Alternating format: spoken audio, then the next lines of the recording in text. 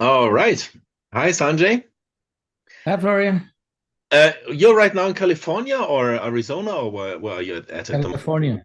California at the moment. All right, cool. So, the Sinking In Festival will take place the second time from July 14th to 20th. You were there last year at the first edition. What comes to mind when you think back at the Sinking In Festival? Well, deepening, it was a retreat and we had a lot of teaching and meditation with different teachers and just it's a beautiful opportunity to deepen in our practice. And the other thing that comes to mind is community. So being together with a group of people, feeling really having time and space and a depth of connection there. And the third thing comes to mind is nature. Hmm. It's, it's away from everything and it's a beautiful castle and the big tree in the courtyard, the trees all around and the big tree in the courtyard where I taught. It was kind of a classic way to teach under the tree and us all hang around the tree and go deep within and without to connect with the nature and the environment. I mean, teaching under a tree is a very ancient Indian image. Right, exactly. That's what I So, meant. apart from the fact that you're living in the States since decades, I think, you grew up in India, in Delhi, and so I think there was not too much nature around when you said you were growing up in the inner city of Delhi. Yeah, when I was young, for sure. Yeah, we grew up in the inner city. It was very crowded and not very hygienic. Violence in the streets. I had a rough childhood.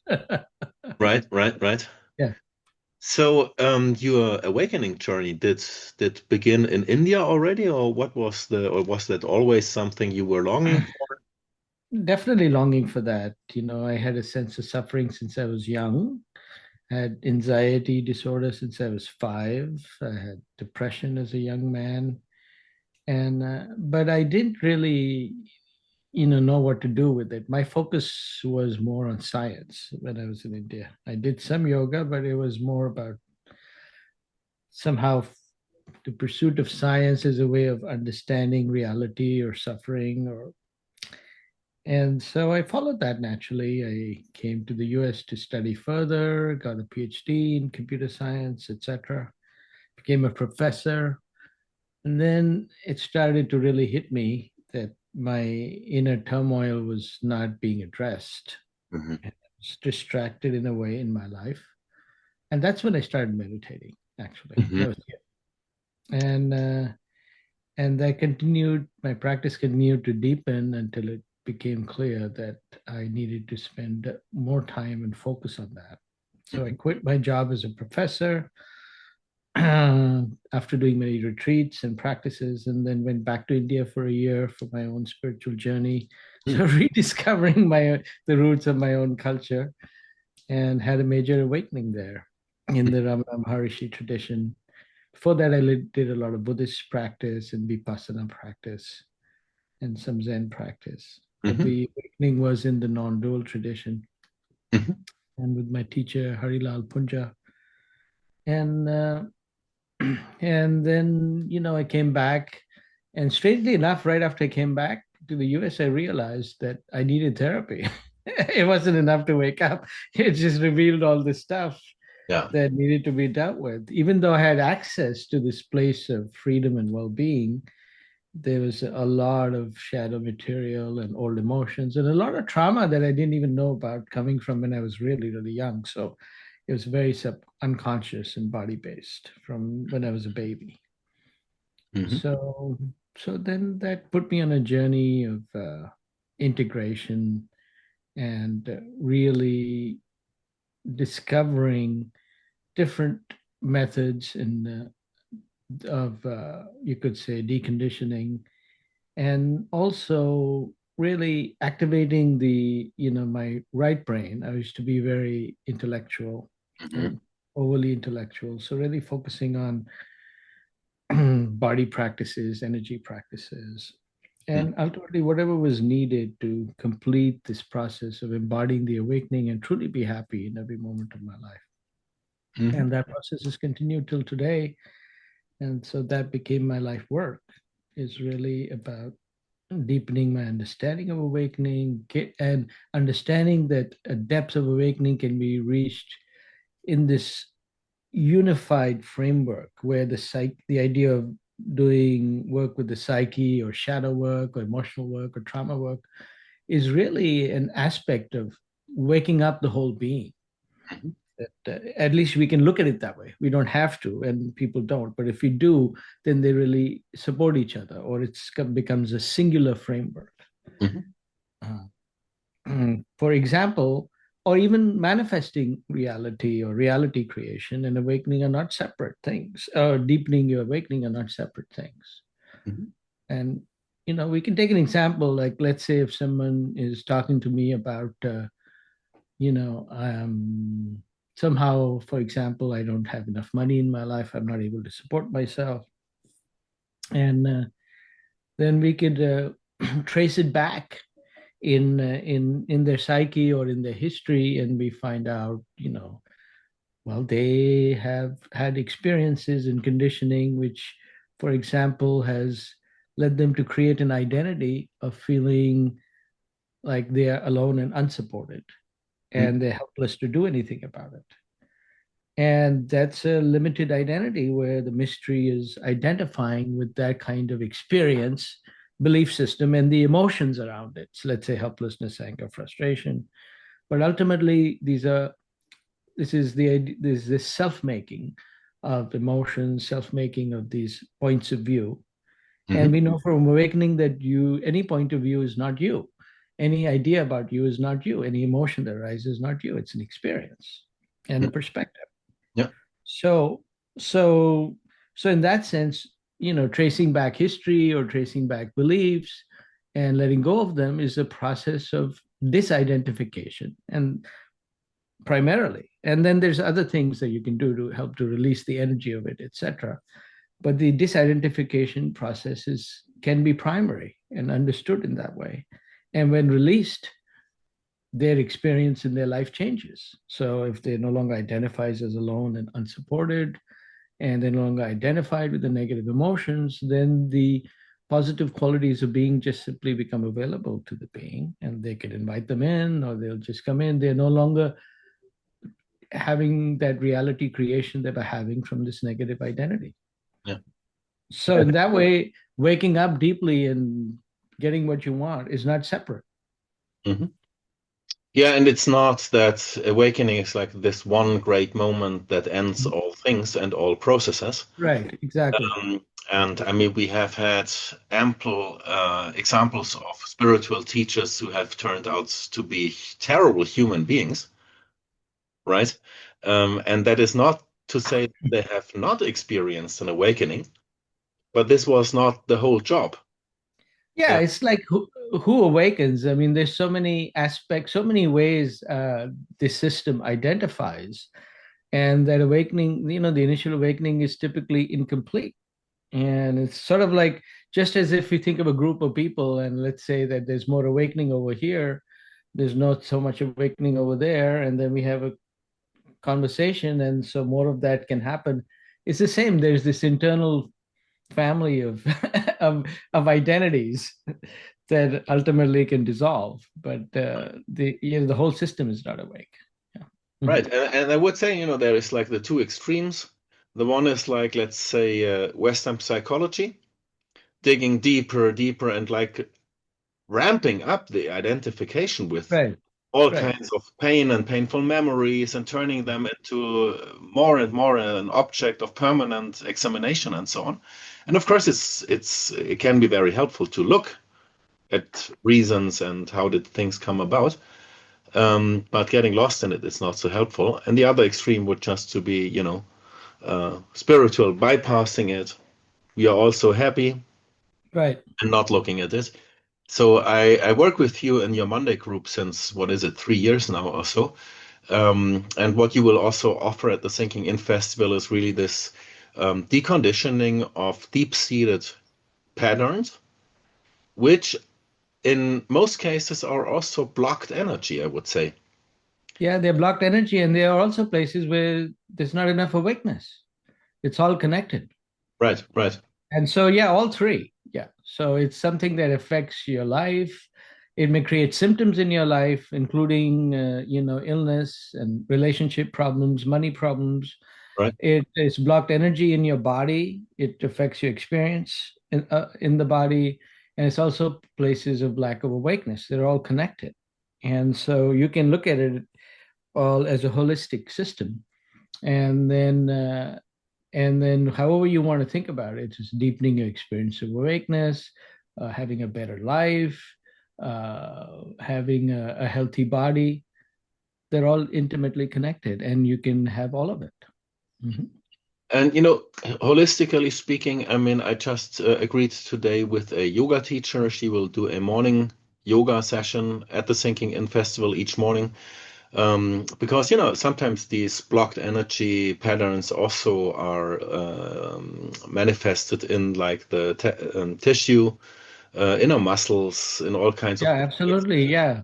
To Yeah. soften that a little bit in the morning can be a very, very good Excellent. preparation for everything else to follow. And also, using different techniques within the course of several days or so, I think also can be very helpful because there is a defense there that your system has well established. And the one meditation technique may run into this defense directly and Yes. not get through, and the other technique maybe is getting around it, or so really shaking up the system in a soft and a gentle way, and getting it to transform, really, to move to a different, to shift. Absolutely. And that brings up the idea of how in the in the retreat we approach, and you do a great job of curating this. We approach the system in all these different ways with different angles. One is focusing more on, deepening our direct experience of the qualities of awakening, however they are arising in the being, whether it's the quality of openness, expansion, connection, non-existence, whatever is arising. And the work that Colette and Rastel do and other people do on focusing more on that, and or doing more of a self-inquiry kind of deepening, which I like to do, Yeah. and putting the field mantra or looking into the self or practicing looking at an experience and seeing it as not self. So that's, or doing some more shadow work or psyche work or working with symptoms. They all are, different facets of the jewel of awakening, and we approach them from all these different angles in the retreat. So there's a real synergy and a wholeness that develops as we go along in the week, and then the mind gets quieter, the body gets lighter, and then we can just go deeper and deeper with that. Now, when you are thinking about the Indian or Hindu or Buddhist tradition, we're talking about 2,000 year or even 5,000 year continuity of techniques and belief systems, symbol systems, and so on. Recently, particularly in the West, this coming together of science and spirituality has been very powerful, neuroscience in particular. So that is more or less also your journey, or maybe your unique selling proposition or so. Yeah. That's another dimension that we haven't talked about, where I've also brought back eventually my background in electrical engineering and computer science and a general focus on science, where I started to practice a neurofeedback 25 years ago, 20 years ago, maybe somewhere in that range. And when I realized, this relationship with, for example, looking at brain waves and noticing how we can train brain different kinds of brain waves and support different states of mind. So, for example, I used to have sinking mind, and then when I started to train the beta waves, and I would have more energy in my being, in my meditation, improved mood. And so there was this whole relationship between meditation practice and brain states and also therapy work. So I started to combine that in my work with people as a psychotherapist and meditation teacher. and also started to play around with energy medicine from this technical point of view of Mm. injecting small amounts of energy into the body, whether it's magnetic current or light. Mhm. And I found that to be very effective. So you have So a helmet. yeah, so that has developed over time into my current focus on using infrared light to support brain function and also to pulse it at high frequencies for helping to people to enter deeply expanded states or to access, states they might be in a retreat for many days to access, but you could get there in 20 minutes using the helmet. Mhm. So that's a So new the business helmet, that I've just for created. people who don't know that, is an actual helmet type of object that you put on your head. There is Right. all kinds of wires. There is also some sounds Yeah, you can combine it with sounds that you listen. thing. Yeah. And you will put a number of these helmets here so that people also can experience that. And I can say from my perspective, I'm normally not very easily getting into, far out states or something. But clearly it is I would say, non-duality generator. So if you have access to non-duality or even some whatever deeper states of jhanas, etc., what the helmet was done is to through resonance effects, basically with your system, it will take you there fast. It will, it'll help you to resonate with these higher frequencies, and you can go there really fast, and then you can use that to deepen your practice. So yeah, absolutely. It's amazing how it gives you quick access to deep places that you have some ability to go to, and then you can work at that edge. And we had the helmet available last year, and it was it was very popular, and we're It going to was. bring more this time. So you Mhm. bring more helmets so Yeah, that we can satisfy the. yeah. So that's another way of deepening that we'll have available at the Now, SIG festival. one final aspect I wanted to talk about is the field. Mhm. Um, in your particular techniques, the field, I think, plays a very prominent role. Now, first of all, you have a field mantra developed that I always use in many, many different situations as a technique to ease out conflictuous polar energies. So Yeah. it's very helpful. Each Monday, when we are coming together in your Monday group online, there is a field energy developing. And last year at the Sinking In Festival, I think it was particularly pronounced because the field then is not just between the human beings that are there, but it's also, with the trees or with the birds singing or whatever, the fire. So this development of a field, has it also a natural scientific explanation that you could come up with? I mean, not that I would particularly care about this, because I'm Right. pretty bad in physics, chemistry, maths, and all this. But maybe there are some people who are happy to hear something scientific about it. Well, it's definitely an area of investigation and research. But just before the Sinking In Festival, I'm going to Barcelona for the Science of Consciousness conference, Yes. which is a place where it's for the scientific study of consciousness. Yeah. And so the closest, obviously, we're getting to that is that from a physics perspective, these consciousness fields that we're talking about, or field we're talking about, is can be best explained as quantum phenomena through quantum physics. Quantum. And Hmm? yes, and it is not really electromagnetic, or sound, or so it's more this sort of this universal connection that's always here that we can tune into is seems to be mediated at the level of quantum physics. So Hmm. these are quantum phenomena. And in fact, there is current research that people have even starting to demonstrate quantum effects of just bringing a quantum device closer to the brain, and you can then start to measure quantum effects, which only happens with like live nervous systems of animals and human beings.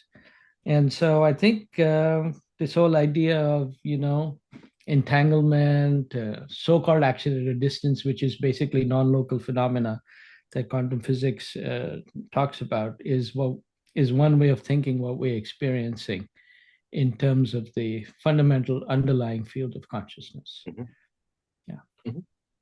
Yes, and I mean, thinking back about the Thinking In Festival last year, it was really very, very remarkable how like the frequency in this field was increasing day by day, practice by practice. Like it was at the end, it was like a very, very strong field that was really, yeah, in a very high frequency, I would say, of love and peace and happiness and just, yeah, it's like sinking down together, so to speak, and melting to some kind of being or collective something or so. This is less than scientific natural language Right, that right, I right. that I use. Yeah, no, we are always transmitting at the and resonating with each other, whether we think of as quantum effects, but electromagnetic effects are also Yes. happening. And we can certainly, a lot of the teaching that happens with each other for all of us is nonverbal, and that's what you're talking about. Yeah. Right, right. All right. So thank you for your time. Sanjay Okay. Manchanda, born and raised in Delhi, living in Arizona and California, and teaching soon in Weitersroda, Germany. Thanks, Yeah, really Florian. look A forward to pleasure. you. And Kelsey, have a good day. Thank you so Okay. much. Bye.